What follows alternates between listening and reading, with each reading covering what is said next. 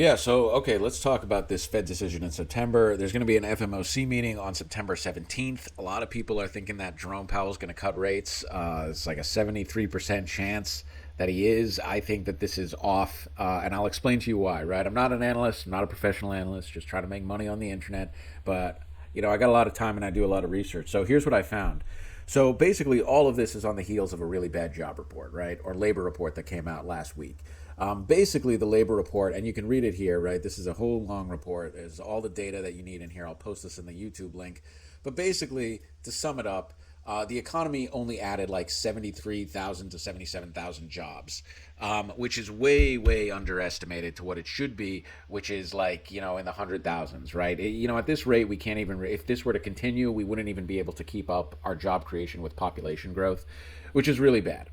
Most of these jobs were manufacturing jobs, right? So the jobs that didn't suffer, the places where we saw growth, we saw huge growth or moderate growth in the healthcare industry, right? There are 50,000 jobs added in healthcare, so that's booming.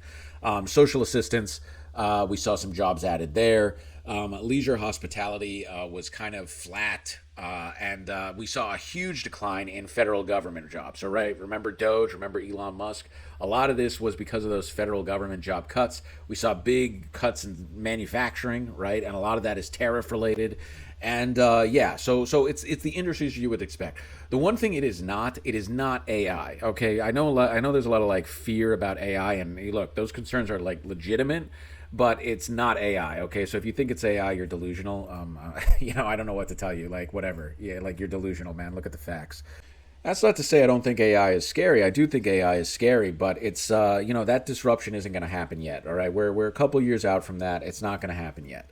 What is happening now is, and another reason for why this is up is that Trump is basically fomenting a campaign of dissent at the Federal Reserve. There were two Fed governors that dissented this past FOMC meeting, Bowman and Waller. And Waller is actually now in the running for the new nominee as Fed chair. Currently, there's a 43% chance. So you can make of that what you will. Maybe there was a backroom deal or something. But Waller is basically, in the running over Kevin Warsh and Kevin Hassett, who were the two top choices. So yeah. So basically, there's also like a fraud investigation against Powell for doing like $1.2 billion in renovations. So Trump is really trying to push Powell out. He can't push Powell out. It's really hard to push him out. Most likely, what's going to happen is Powell is going to stay in there until 2026 and finish out his term. But they can try and make him a lame duck, right? There was another Fed governor that exited this past month, leaving the chair open, and Trump has nominated a guy named Mirren, right? Stephen Mirren was nominated to fill that vacancy. But the likelihood of him filling that vacancy before the next meeting, before the FMOC meeting on the 17th, is very low. It takes a long term to confirm a guy to get on the Fed board for the Senate. You can't just push them in there. Generally it takes like 90 to 115 days. So it's doubtful that he's going to get in there to actually like vote or push anything in favor of Trump's agenda. So basically, that's why this number is so high. No jobs growth. I mean, Powell's looking out for the unemployment number. Again, I'll say that that's the number that's most important, and it barely ticked up. But yeah, no jobs growth. Fed is in full revolt. At least it seems that way. We have a historically unprecedented situation where two Fed governors dissented against Powell, probably because they talked to Trump. And we have another Fed governor who left and left an open seat open for Mirren to take over. So that's why it's so high. Now, here's why it might be a little bit overvalued. The interesting thing right here is if we go to this Polymarket, the July inflation report, and keep in mind, inflation is going to come out tomorrow, right? There's an inflation report that's going to come out tomorrow, August 12th. Watch that, because if that is high, this market goes down. And right now, it's projected to be on the high side. We have 47% chance that it's going to be 2.8, and 2.9 is even climbing, right? 2.7 is actually dying. Right now, it's 2.7. If we go to the kind of monthly inflation rate, let me just kind of find my chart right here. We can track what it's been, what the CPI data has been over the past year, right? We had a dip in April, and then we've had a slow climb back through June. And I will say that this is a lot of this has been like pre-tariff fear, right? So Trump's held off on a lot of tariffs. He just recently kind of finalized a lot of tariff deals these past 2 weeks in some huge critical industries. If we take a look at this, right, this is some of the recent tariff actions that were just kind of imposed. So we had sweeping reciprocal tariffs ranging from 10 to 15% on imports from nearly 70 different trading partners. This is like raising the average U.S. import tariff to its highest level since 1933, according to the Wall Street Journal.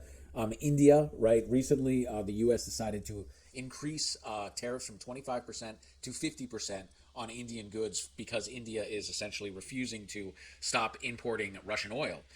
So in kind of contrast to that, Trump has been raising tariffs on that. Now that's going to affect a huge number of industries that haven't been affected yet, pharmaceuticals specifically. But this is basically the industries that are going to be affected right here. Maybe in that next jobs report, the jobs report I think comes out before the next FOMC meeting on September 5th or September 11th. I forget one of those dates. We'll get the new jobs report, but maybe we'll see some cuts in healthcare. I'm not sure, but yeah. And the other thing I want to say about jobs, right, is Trump fired the labor commissioner after that jobs report came out. So this is important to keep in mind. Trump actually fired the labor commissioner, and is replacing the basically the new commissioner of labor is going to be the deputy.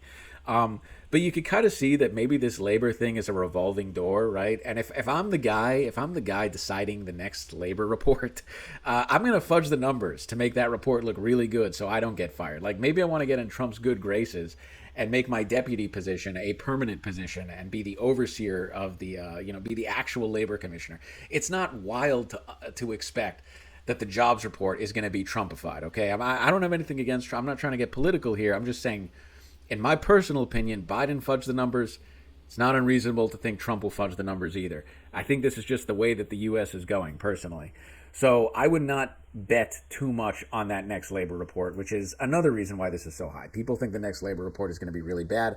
I think it's going to be, I think that's dubious, and I think that we're going to be seeing higher inflation from all of these new tariff deals, right? So another interesting thing to note, and why the inflation might go up, is we have some interesting data as well of just about like how people are spending, how consumer spending looks right now. It's interesting because revolving credit is 3% down, right? So actually, the interesting thing is that credit card usage is actually down, right? There's 3.2% credit card usage, so people aren't using credit cards to make purchases. However, non-revolving credit is actually 2.8% up, and it continues to increase. So that means people aren't using credit cards, but they are taking out loans for basic utilities, maybe like home improvements, things like that. So your traditional kind of lending is actually going up, while your credit lending is going down. Which is, I think it's important to keep in mind for inflation, right? I think that does mean that inflation is kind of slowly increasing, not huge, right? And I think for August 12th, we can expect a small uptick in inflation. But I think the real inflation is going to show up in the September report. And the other thing that you want to look out for this market is there's some key dates that you want to look out for. And I think it's September 5th and September 11th, where you're going to get the jobs report and you're going to get another inflation report. So you're going to get all the data you need to make kind of like a better educated guess. As I said, I'm not an analyst. This is just me doing research, and I'm just giving you my 2 cents. I do think this market is overpriced. I don't know what it's going to resolve as, whether or not the Fed is going to change it or not change it. I do think Jerome Powell is scared about stagflation, right? I do think he's scared about a stagflation situation happening, where basically we have runaway inflation because of potential tariffs or the economy, and at the same time we're going to have increasing unemployment or lack of job growth because of fear.